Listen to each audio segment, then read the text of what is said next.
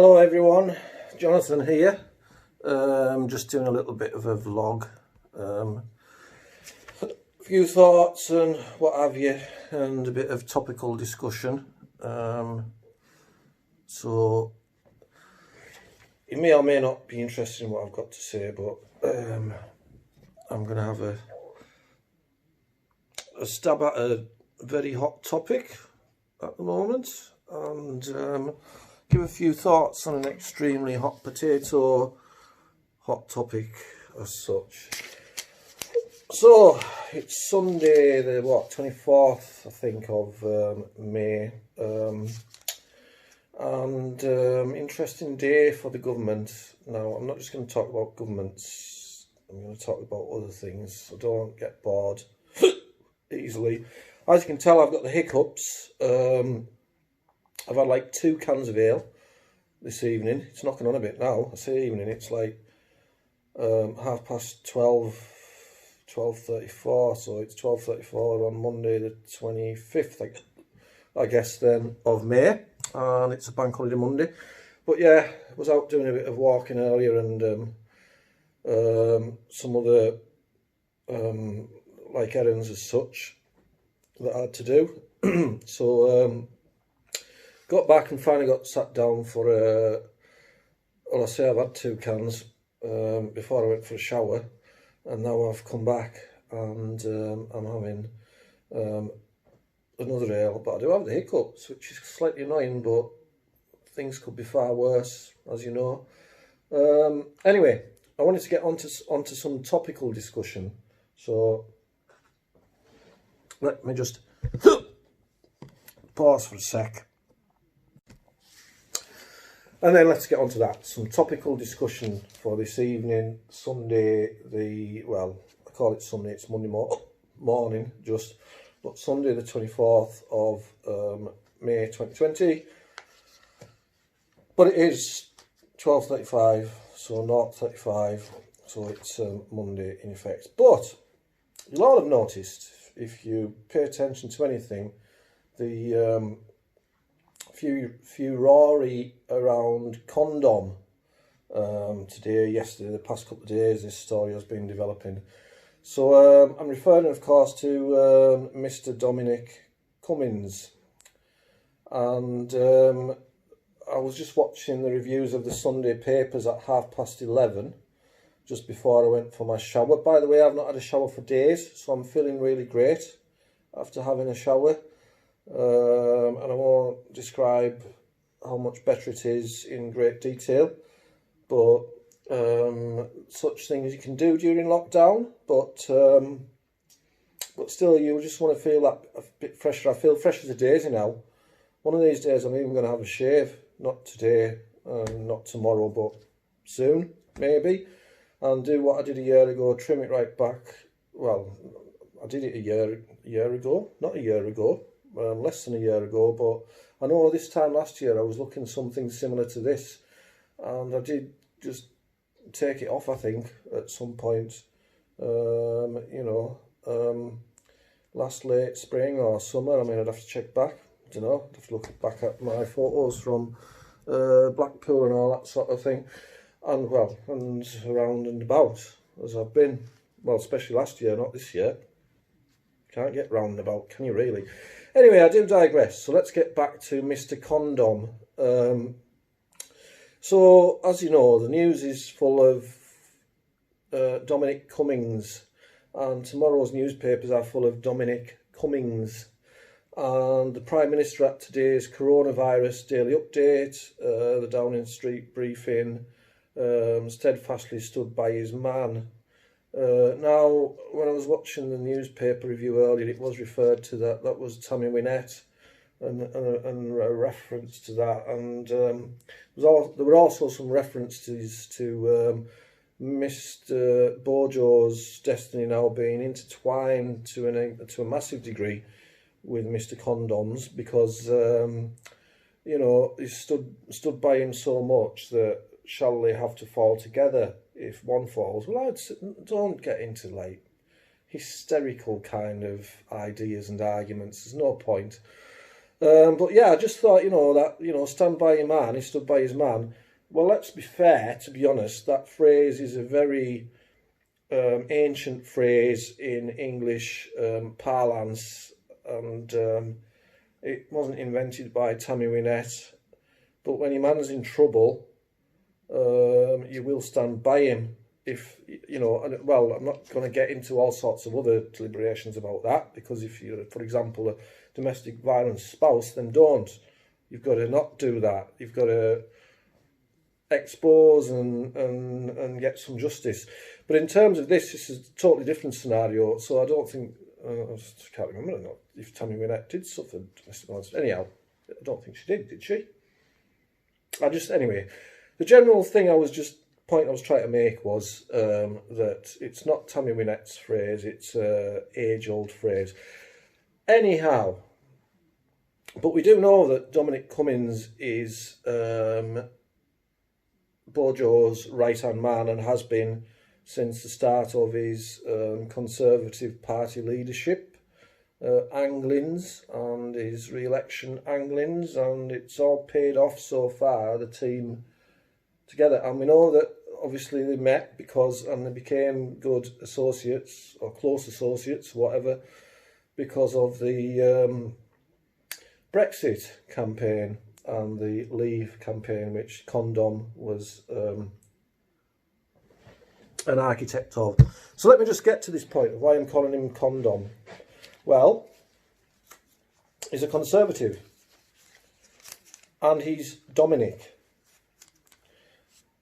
I assume he votes Conservative. He's not a minister. He doesn't have any formal position in the cabinet, and he's not an MP, and he's not a Lord. So, but let's assume he is a Conservative. You would assume so. So he's Conservative. So he's Con, and he's also Dom, because he's Dominic. So he's Condom. And interestingly enough, a lot of people who criticised the Vote Leave campaign and everything, even back then called him disingenuous and the campaign disingenuous for various reasons I won't go into. And I'm not saying I agree with that, by the way, but I can see the reasoning around that as such in lots of ways. But there he is. He's Conservative, he's Dominic, so he's Condom, and people also thought, in terms of around the Brexit campaign, the Vote Leave campaign, that he was conning people with slogans on sides of buses if he came up with them and stuff like that. But there you go. So tonight I'm talking about Condom in this little vlog, whatever it is, because he's hot topic in the papers. Because, of course, as you well know, because of his trip to Durham. So I'm just going to pause for a sec, and I hope I've got enough video space left on the phone here, but I'm just going to pause for a sec just to start a new segment of video. So yes, we're discussing tonight Mr. Condom's trip to Durham. So, as we would understand it, and I've seen the news and some news articles, I've not read the papers, but I've seen, obviously I've been interested in this news story, if you like, that Condom broke the lockdown rules by travelling to Durham when his wife was ill with coronavirus, and he assumed then that he would become ill with coronavirus. And they, as I believe, I didn't even know he had a son, I didn't even know he was married, to be honest. I mean, I'm not into his personal life or anything, but apparently he has a 4-year-old son.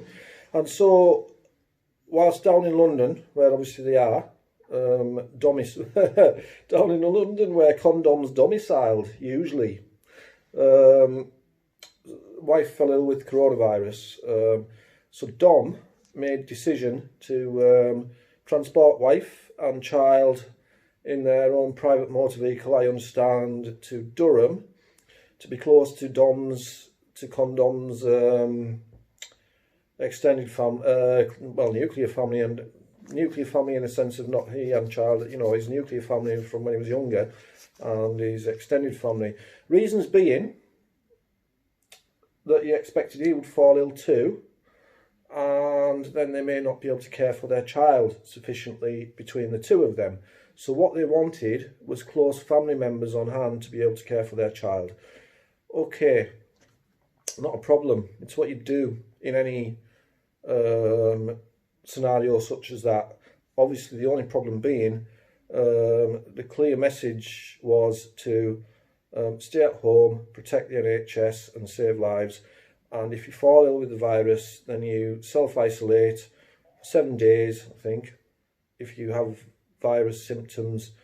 If you're in a bigger household group, you'd self-isolate for 14 days with the rest of your household.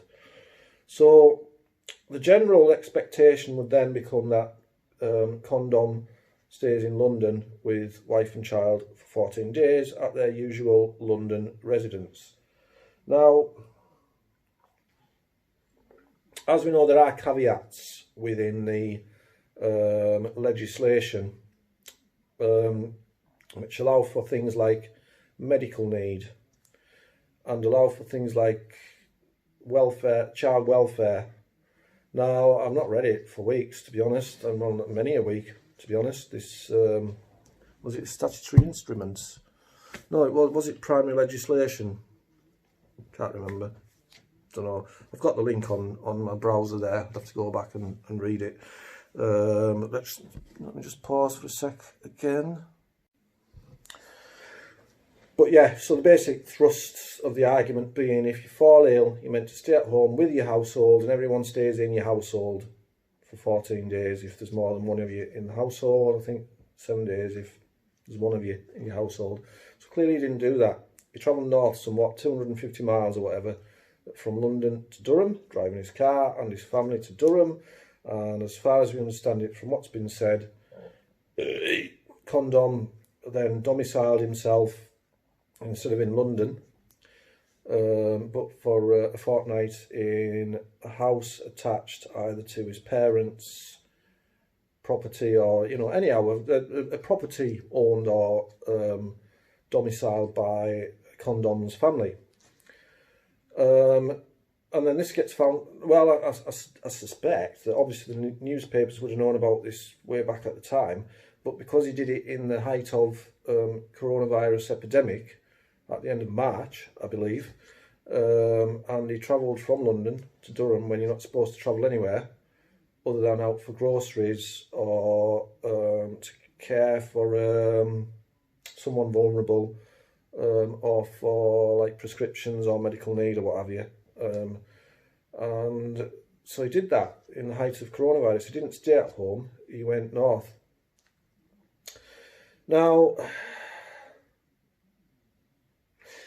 I'm going to make some assumptions here, but I don't really disagree with what he did on some basic assumptions. So they've got a 4-year-old child, this couple, and so they travelled 250 miles so that there would be provision of care for their child should they both fall significantly ill. And that's kind of justifiable then, isn't it? And in terms of the general rules, you could say then it would be for medical need, stroke, child welfare need, and so that's one thing. What I will say is, if it's the case that there's any like close family in London aligned to Dom, to Condom or Condom's wife, Mrs. Condom, then that wouldn't be justifiable if they could have stayed in London and there were close family members in London who could undertake the care of their child if both Mr. and Mrs. Condom became ill. So assuming that's not the case, that there weren't any in London, then you would assume and expect that to cater for eventualities they wanted to be close to close family. So that's one thing. The other thing in terms of you've got to stay at your own residence for 14 days. Well, if you went to a property owned by himself or his close family, and this was obviously for, if you like, emergency need, then Condom domiciling himself and his immediate family, well, his wife and child. He tell the child went into the care of sister, Condom's sister, so that's a different aspect. I'm not going to get into that because that's fine. I mean, you might think the child might have been contagious, but maybe not. Who knows? I mean, let's not get into that. If the child stayed in the house with Condom for 14 days and Mrs. Condom, or whether with sister, then as long as sister then stayed in 14 days as well, then I don't know. I mean, let's not get into those technicalities because I've already been talking for nearly 4 minutes in this segment of the video. So there you go. They travelled to Durham. They domiciled themselves there for 14 days. Now, that's not to say that that became their primary residence, but it became a quarantine or a self-isolation residence. So in effect, for 2 weeks, it would become their primary residence. So far so good in a way, but I know what you're thinking, and it's what every newspaper has mentioned, and that is that the message was very clear to the greater populace: if you fall ill, you must stay at home. Don't go elsewhere. Stay at home. And the rest of your family, as part of your household structure, stays at home with you. Now, I haven't read up in great detail what if you've got small children, then what if everyone's ill in the house, too ill to properly look after the children, then what do you do with the children? Obviously, they would have to go to a different household. So I guess in terms of child welfare and medical need, this thing that Condom did passes the test of legality if it was for the correct reasons. And I'll just mention here now as well, it seems to have been for welfare reasons and not for reasons like the Scottish health minister, whoever it was, went to her second home twice on different occasions for leisure stroke lifestyle reasons. So it's not a comparable comparison with that situation. And the other one was Professor Neil Ferguson, who had his shag round at various times. It was said she was married, but I mean, I'm not going to get into potentially slanderous things. I'm only saying what I've heard in the press. But he had his fuck buddy shag round to his own house, thereby breaking lockdown rules. And I believe she was married as such. So the plot thickens and the spider's web widens. So you can understand how Professor Neil Ferguson was in hot water, because what he should have done was shack up with his knockoff, girlfriend a couple of weeks, or shack up and stay at home. I don't know if he's married or not, I've no idea. But that's a bit different, isn't it? So while they both had to resign or whatever, then Condom's situation is slightly different, because it's about welfare and medical reasons. Anyway, I'm talking too long about certain aspects of this tale. Before I just pause a sec before recording another segment of video, I just want to mention something. And that is in terms of, like, I'm having a drink here and what I'm drinking. So bear in mind, Condom went to Durham. And at the moment, I'm drinking the Bishop's Finger, which is a nice enough ale, as many of you will know. I bet Condom didn't want to get on the wrong side of Bishop's Finger, and I bet he didn't want the Bishop's Finger waggling at him or otherwise. But see, I'm not suggesting anything about the local bishop. I mean, I honestly don't know anything about the Bishop of Durham. I'll have to read up on the Bishop of Durham. I know in the past certain bishops of Durham have been a bit controversial, but not for reasons of impropriety as such, but just they're theological. There was one in particular, and I can't remember, I'll have to go back, but his theology seemed at odds with the idea of Christianity, which is interesting, isn't it, if you're a bishop. But anyway, I just wanted to get that in.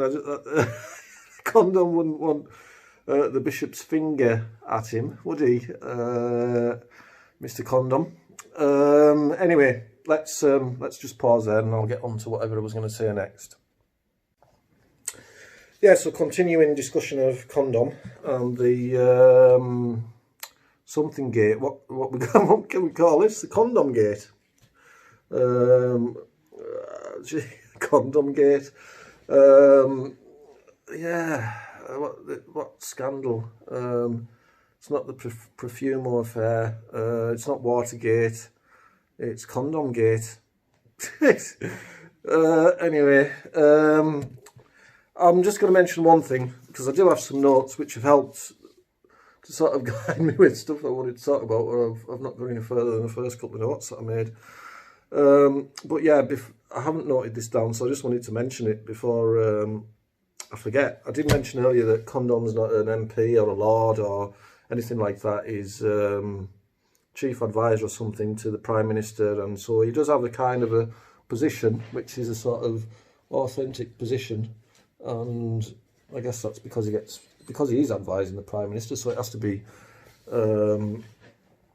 disclosed, and also he'll get sort of wage attached to the Cabinet Office or something, I don't know. I've forgotten already. Oh no, that's what I was going to say. Yeah, I mean, he's quite a curious character anyway, isn't he? And he kind of like, you've seen him like running out of Downing Street, not wanting to talk to the cameras and the press and all that. And there was a tale, well, before the election. This would have been last year, was it? Now, even? Yeah, it must have been. Yeah, when there were tales of him swaggering around the Palace of Westminster, swigging wine and being pissed and being not very nice to politicians opposite to his domicile choice of politicians. And you know, there's you know, I don't know that much about him other than he's been mentioned at times, and he's in the back room advising BoJo. And I suppose a parallel might be Theresa May had those couple of people who were very, very, very influential, but they didn't have a sort of public profile, if you like. And so Condom doesn't have a proper public profile, but we know he's there. So he's a bit in the background in some ways, then, isn't he? He scurries out of Downing Street rather than face the cameras, or has done. And of course, all the press have been round at his house this past couple of mornings, and as he rightly pointed out, they weren't social distancing 2 meters, were they? Fuck. They fucking weren't. So let's get some context into the criticisers and how they behave, sort of thing. Well, they are journalists, I guess. They're going to try and get the best camera shots and try and get to talk to him. And if they all said, I'll stand 2 meters away while you try and talk to him, it's not going to work, is it? But it's a fair point, and he made that point.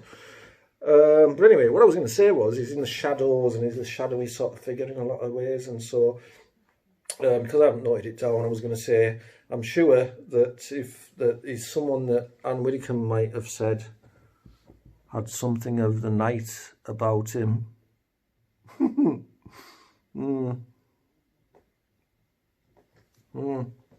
knows? So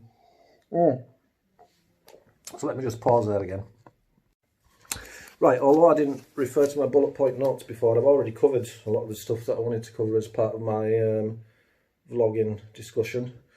I've explained the condom abbreviation. Here's something I haven't sort of mentioned. There's a couple of things about newspapers in general here I want to mention. So the newspapers have been very critical of Mr. Condom travelling north and saying it wasn't justifiable.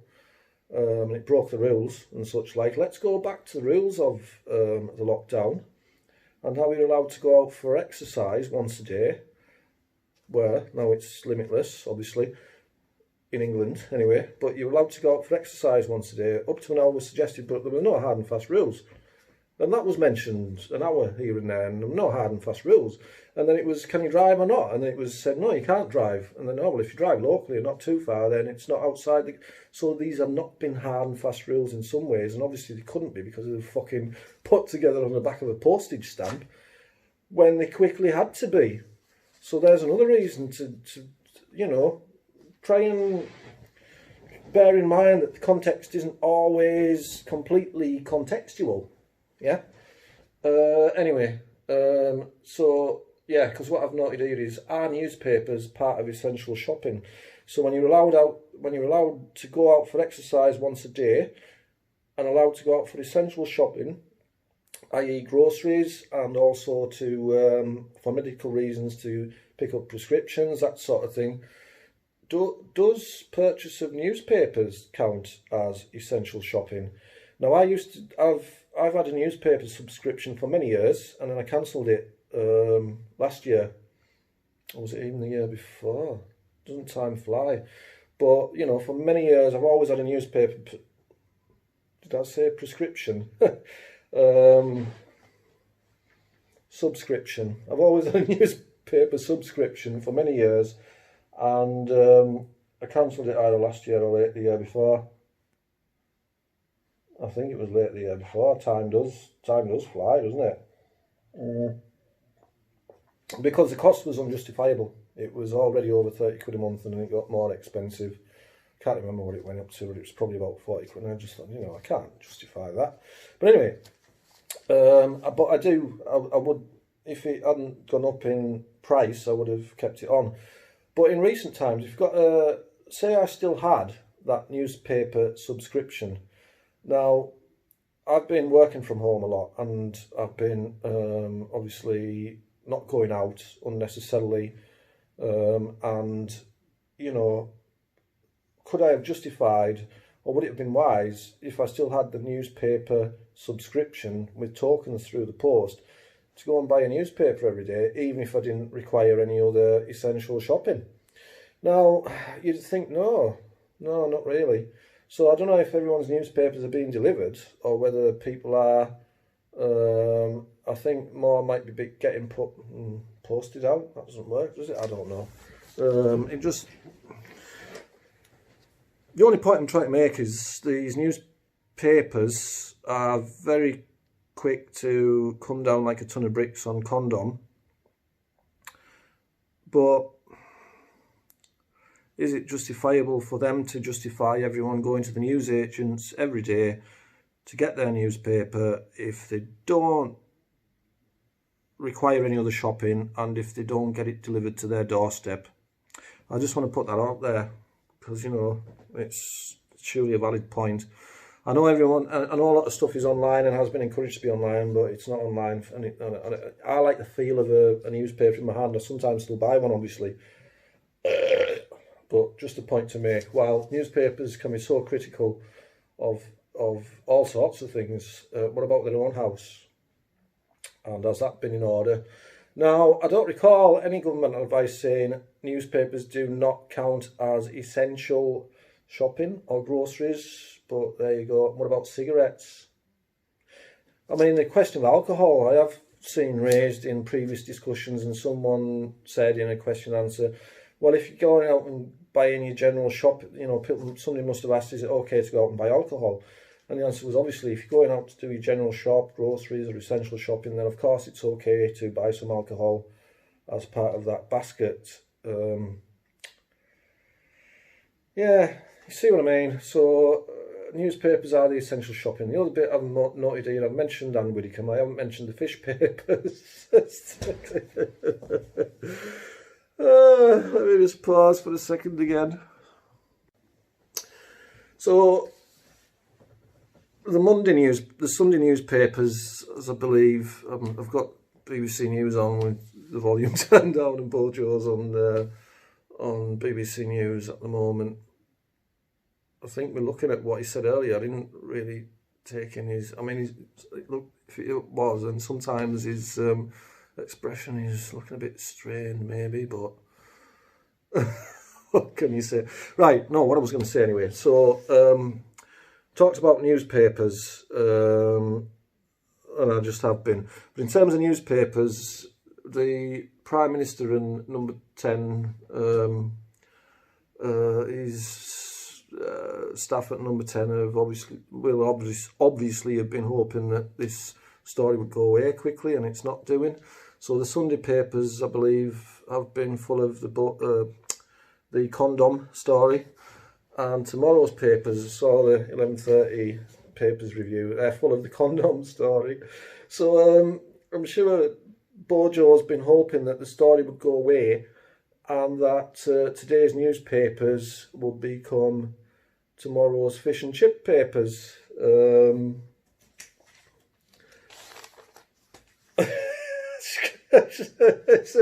That's not going to happen yet, but we'll be hoping it happens later in the week. But I just wanted to get this across, that in hoping for that, I mean, you can imagine if BoJo ordered a fish and chips supper to get delivered to number 10 or Checkers or wherever.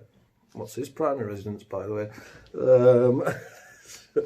Then you wouldn't want your fish and chip supper delivered in with Condoms Cummings all over the newspapers. So yeah, you wouldn't want to eat your fish and chips out of newspapers covered in Condom Cummings, or at least tales about him. Anyway, so there we go. I managed to get that in somehow. Let's pause again and move on. Right, so just talking about Condom Cummings, but you wouldn't want him to be in your fish and chip papers. There was another question around a second trip to Durham. Now, as far as I understand it from what Grant Shapps has said and what Downing Street has clarified or not qualified else otherwise, and there is a bit I wanted to get in it. I've just got Keir Starmer on the screen now, and I'm going to get round to that as well. But we're led to believe that Condom might have been seen in Barnard Castle.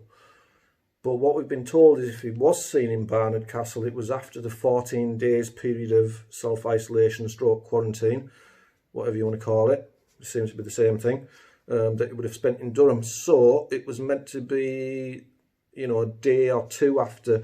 So what I would suggest is maybe he had to stop in Barnard Castle for particular reasons which were justifiable. And as we don't know anything more about that, then as we know, Barnard Castle is near Durham. And so if he'd left Durham and was heading south back to London, there may have been particular reasons that he needed to stop by in Barnard Castle. If it was a leisure trip to Barnard Castle, to the castle itself, it would have been closed. So that wouldn't have been a reason, would it? And in terms of essential goods, you know, I mean, there's a co-op there. It's a long time since I've been. But, you know, there's a club. The castle is very nice, by the way. When hospitality and tourism is back up and running, go and visit it. Really, I would recommend you to. But let's be honest, when everything's closed other than like the co-op and the spa in Barnard Castle, and unless he knows a very good cobbler that's still working and his shoes needed repaired, if he was going to be heading back down to London, and he instead, well, no, but he did that, but as part of leaving Durham, he also called in at Barnard Castle. It must have been for a very good reason. Obviously, it wasn't tourism, was it? Just like it wasn't tourism to go up to Durham. It wasn't leisure, it wasn't tourism that he went up there. It was family need. Jeez. So, but if there's any other reason he went to Barnard Castle that is not justifiable, then obviously that's another caveat that I'd be interested in about. I am not a fan of Dominic Cummings. I'm not a fan of Condom. I am not trying to defend him. I'm just pointing out all these things that are not headline questions. Anyway, so let's move on. I've explained the condom abbreviation, and if you had genuine reasons for the Durham trip, then that's fine. How long to get there? Here's one I'll just pause again before getting on to. Yeah, so when Condom travelled to Durham from London for self-isolation in Durham rather than in London, I've covered all the other reasons he might have felt he needed to go there for. I think I mentioned just then, but if he did go back, there was his suggestions been spotted back up there in Bluebell Woods or somewhere, which I didn't put a note on about. I've written down general reasons or something for Durham trip. I thought it said further trip there. My handwriting's not good.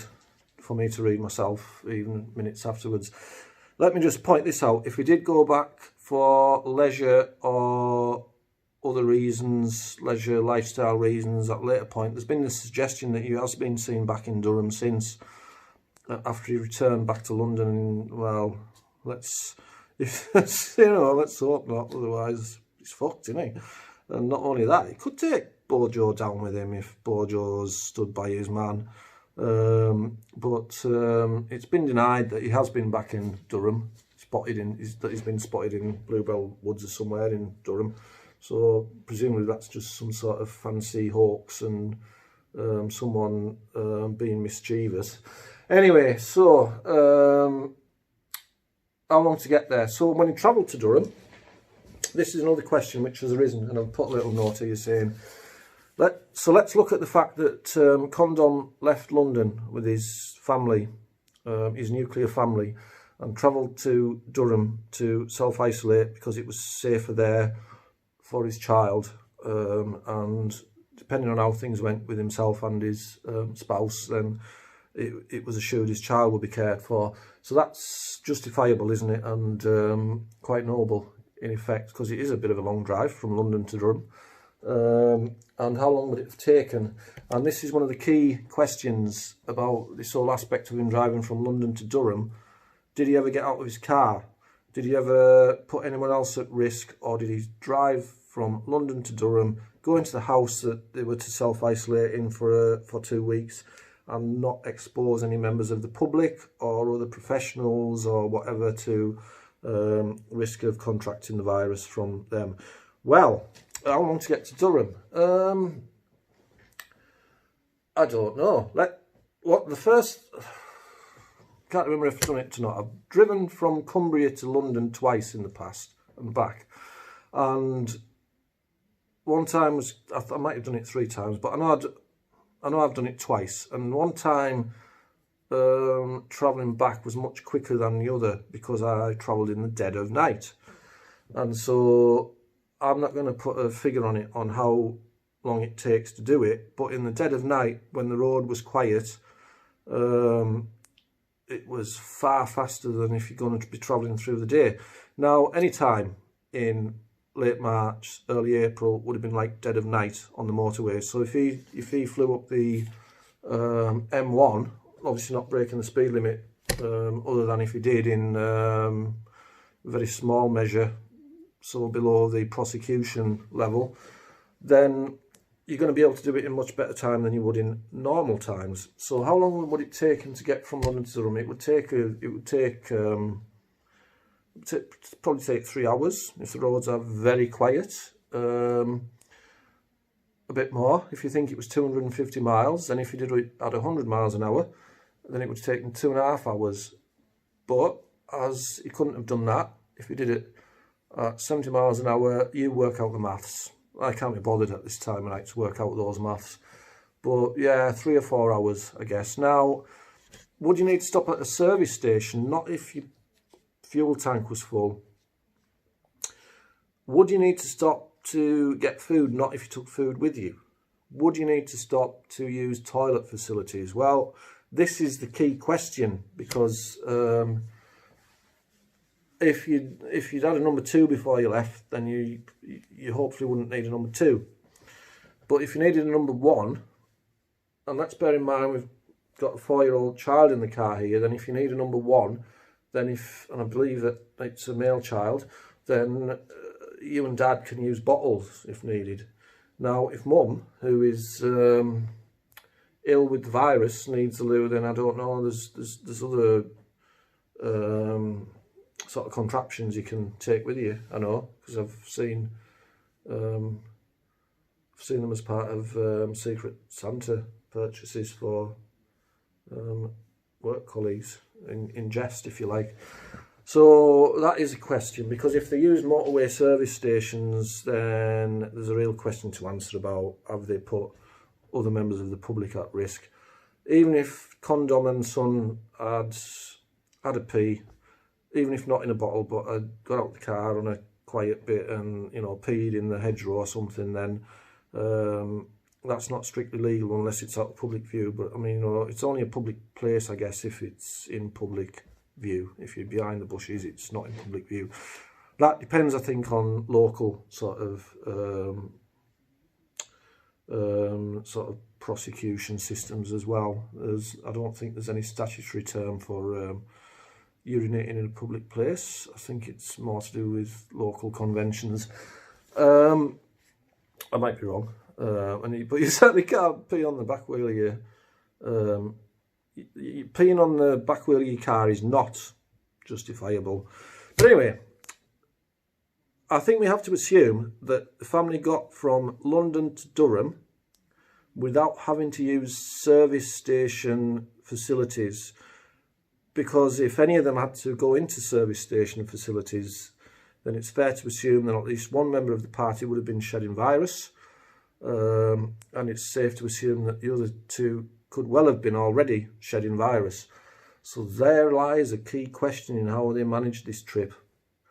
It's doable, probably, but the fact that you've got a 4-year-old child means it's less doable, and that would probably suggest that they would have had to stop somewhere, at least for a pee, for at least one member of their car hold or whatever, travelling group, to have a pee. But as I say, that could have been behind a dike or something, so that's not a problem in itself. Okay, let me just pause there again. Right, another thing I've noted here is Keir Starmer has obviously made some very direct criticism tonight of the Prime Minister, saying had he been Prime Minister, he would have sacked Condom. Now, I've talked about a lot of context of what went on with Condom in these previous number of minutes that I've been speaking. I think it's quite a bold statement to make that. Keir saying he'd sack Condom, point blank, no other question about it. It doesn't allow for looking at the context of what has happened and the reasons behind it and everything, and whether it is legal or not. It's just a blank, bold statement. I will mention at this point, I voted Conservative in the past, I voted Labour in the past. I'm more domiciled to sort of the Labour movement than the Tory movement, but I have voted both ways in the past. But I only want to mention that so that I wanted to make clear that I'm not biased as such. I did vote Brexit as well, but that doesn't make me biased either, because when I voted Brexit, it was a choice, at least, supported by the Labour Party, and then we went on to different times when it was almost impossible to be a Labour supporter and a Brexit supporter. Very sadly, that's what came about, and yeah, I'm not going to get into discussions that we can cover in some other sort of vlog at this point, because we're sticking to Condom. So it's all right for Keir to criticise Condom and to say he would sack him, but let me pose Keir this question. If Condom had fallen ill to the point of not being able to care for his child, and his spouse was also ill to the point of not being, if they were unable to care for their child properly and they didn't have any other close family in London, would you have been prepared to step in and say, I'll look after your son? And even if you had said that, would you say, yes, you'd do that, but it would be more appropriate for the child to be with an immediate family member rather than yourself? So, I'm just putting that out there as a question. Keir Starmer, yeah, I've sort of said, would he have volunteered to be the babysitter? Now, I'm getting through most of what I was going to, be talking about, problems with something, rules. We talked about the lockdown rules. Now, there is a note here that I was going to mention. The shielding, there's child welfare and the shielding. And I have note here, obviously, to get across. I've said it, I've got a note here, I'm not a Tory, I've already said that. and I've got a note about the Queen, which I'm going to talk about next, and something about it's Bank Holiday Monday tomorrow, and yeah, people have made such sacrifices. So what I want to make clear is that, you know, your average families have made sacrifices up and down the land extremely, and if they think that that there's a law for the general populace and there's another law for the rich, the wealthy, or the influential, then that's wrong, and it is wrong, and there isn't, because we've seen the Scottish Health Minister fall on her sword. We've seen Professor Neil Ferguson fall on his sword. I never thought I'd put it across like that. I'm not sure I mean it in that exact sense, to be honest. But there isn't, in terms of the law, there isn't one rule for the influential and wealthy and another rule for the lowly and ordinary man. The rules are the same for all. If it becomes clear that there's more to this than meets the eye and the rules have been breached, you know, categorically, then we expect Condom to fuck off and not and not come again soon. We expect Mr. Condom Cummings to fuck off and not come again soon. But if, as I said, there's a lot of context around this, which is about child welfare and emergency need and family and all that sort of thing. Now, but it's true to say that people up and down the land have made sacrifices and not done similar things to Condom, and that's the problem here. And it's a difficult square to circle, or a difficult circle to square. I'm not going to get into that more, other than, you know, this is going to like rumble on, and it's not a clear cut sort of thing. But anyway, I was going to get into the Queen. So the Queen is shielding, I believe, and as far as I understand it, she went to Windsor to shield. So her official residence is Buckingham Palace. But then Windsor, she's often there, and you know, she's got Balmoral, she's got Sandringham, she's got all sorts of places. But if Buckingham Palace is the Queen's official residence, I didn't notice anyone complaining that she'd not stayed at home and instead she'd gone to Windsor to shield, and nor would I have expected anyone to complain about that. And I support wherever she needs to be to shield, and where she feels most comfortable, let her go there. But, you know, nobody said, oh, well, the Queen hightailed it to Windsor. And I know Windsor is like only a few miles outside of London. But the principle, if people want to talk about principles, then let's say what newspaper questioned the fact that the Queen left Buckingham Palace to shield elsewhere instead of staying at home, official home, for the entirety of the need to stay at home. So I'll put that out to the newspapers there. There was a mention here about Prince Charles as well, Prince of Wales, and we know he fell ill with coronavirus, and well done for getting better, and I hope you're feeling well, Your Royal Highness. I believe, as far as I remember, it was said that he stayed at home at Clarence House, which is his official residence, so he hasn't done a condom and nicked off elsewhere. That's as far as I understand it, so that's good. But I just wanted to mention that, you know, he obviously could have gone to various different houses, and we've not been told that he did. But yeah, and I've already mentioned I'm not a Tory, and yeah, so in terms of the public, I'd made a sort of note here that if people just take the piss in government, and they seem to be taking the piss, then let's let judgment fall upon them. I think I've covered everything I wanted to say, folks, so I'm just going to say bye, and thanks for listening and watching if you're still there. It's getting late. I've not done my day 6 of 10 films in 10 days, just post a picture, and it's already tomorrow, but I might do it next, because I think I can get still off this phone that I'm filming from. Anyway, good to see you folks. Hope you're doing well, and don't go to sleep having nightmares about condom. Okay, bye for now. Get yourself a bishop's finger in though if you've got one in the fridge, and enjoy that. Have a good bank holiday Monday tomorrow. It's bank holiday Monday tomorrow, late May bank holiday, and let's hope we're back in a more normative situation come the end of August bank holiday. And as long as people follow the rules, including condom from now on, then that will help reduce our, and let us have a happier bank holiday come August than we're having now, having to stay at home.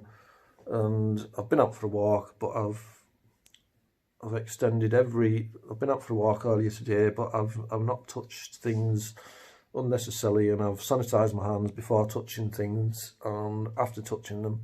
So it's, you know, you can go out walking far safer than you can go in supermarkets. So just try and be careful, folks. And if everyone follows sanitisation, hygiene and social distancing rules as much as possible, then the R will still keep falling, and that's key to what we need to look forward to for the next bank holiday, when we then can maybe get on some public transport and go to our chosen destinations for bank holiday. Right, I'm going to go. I've talked for ages here. I'm going to go now, so bye for now. Take care.